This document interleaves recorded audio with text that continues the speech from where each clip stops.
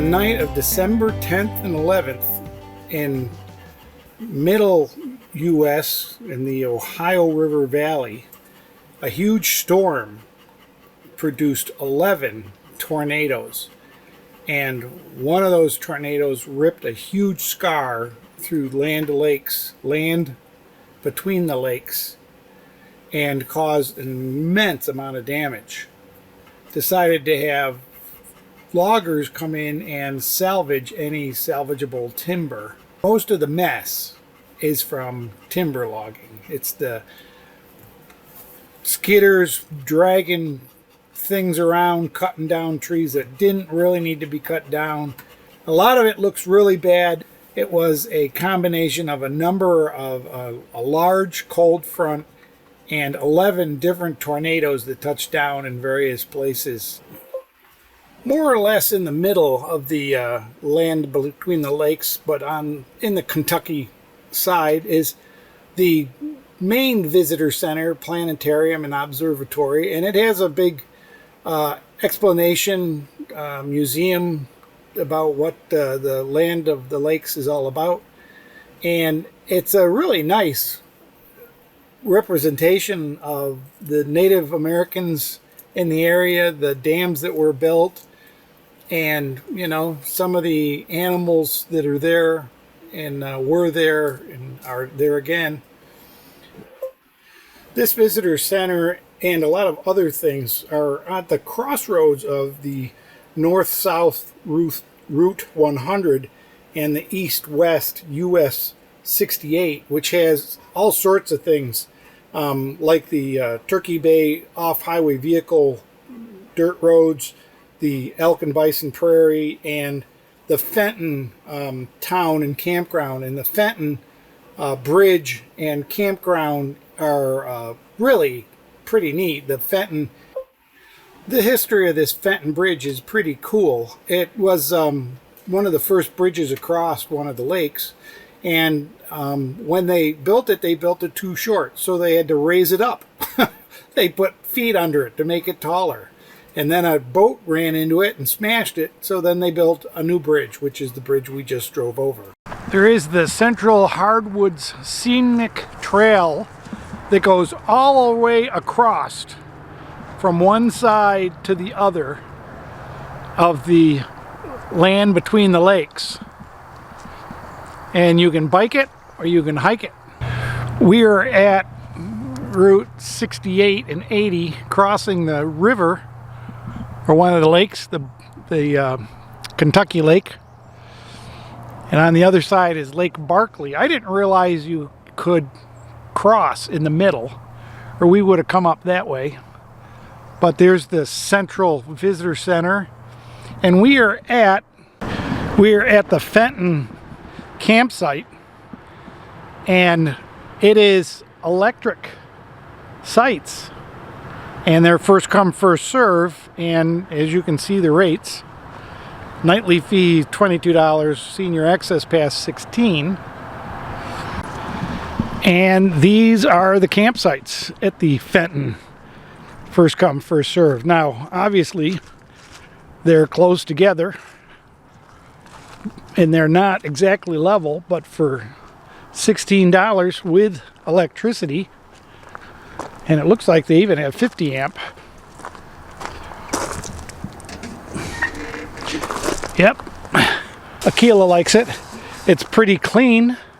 It's not trash like some campsites I've been at lately.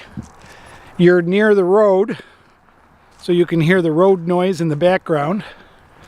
But, if you're in a nice, quiet camper, anyways, this is pretty nice. No host. Let's see, is there water? I think there was water. They have a vault toilet. I don't know if this semi-permanent trailer here has got a skirt around the bottom, if that's like a host or something. This is a map of the nature station. We gotta go visit the nature station yet. And the home place and working farm living history museum, we might go visit that. I'm not big on that. We did the bison and prairie elk wildlife habitat. We did that. And just outside the front gate where the dumpster is, there's a water spigot way over there. So you do have fresh water to fill your tank or jug or whatever. So that's pretty nice. You got a big picnic pavilion if you need a picnic pavilion. And that's the trailhead for the cross whatever the trail, the bike and hiking trail across the land between the lakes. There were a number of furnaces on the main road going through the land between the lakes, places where they made iron ore or changed iron ore into iron, and a lot of good information on how they actually did it, and it was pretty neat. This one was the best condition one. Was another one that the earlier signpost talked about was in really bad disarray, but it was pretty cool. I've always wondered if these things work. Apparently they do here. Nice to have a flock of purple martins, but where there's not really that many here, they need a lot more of these.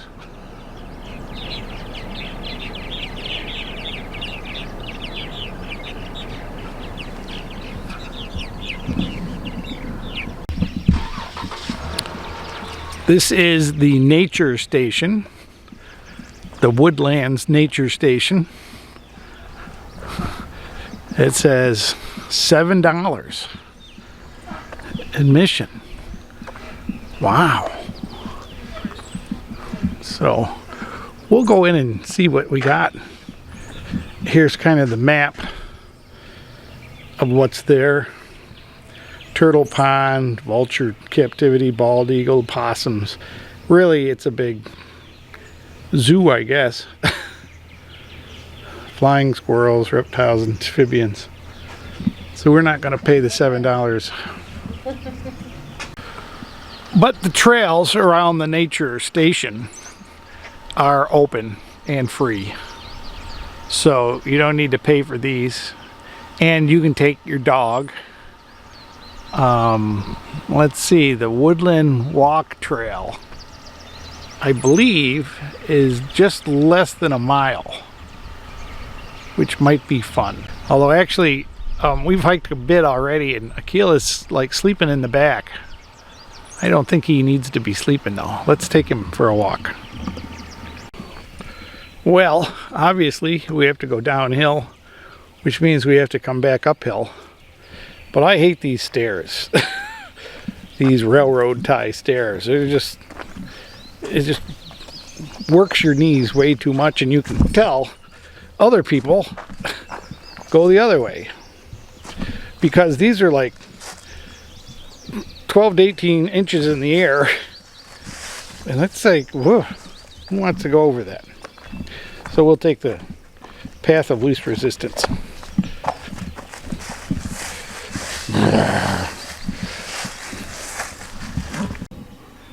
They have some eagle osprey platforms. I don't know what's in these. They say they have eagles here around this lake, so maybe we'll see a bald eagle, which would be cool. This is a nice little trail.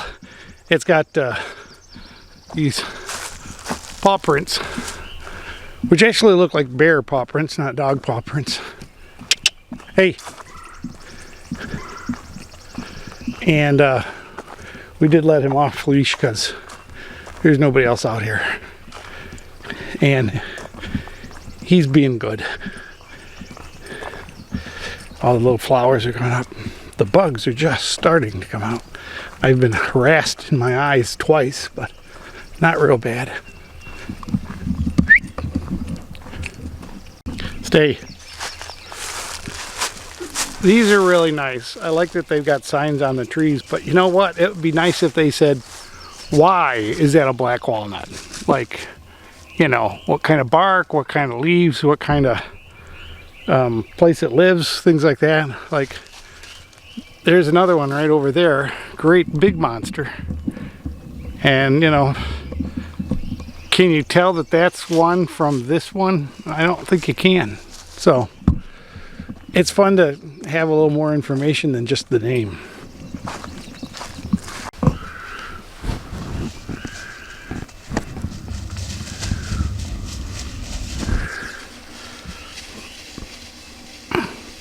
He found one he likes.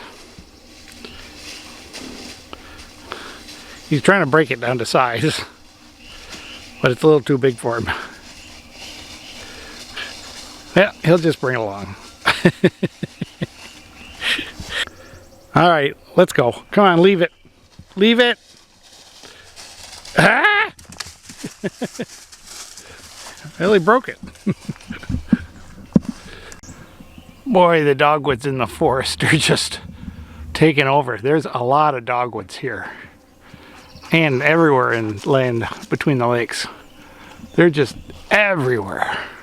And they look so good in a bright day sun.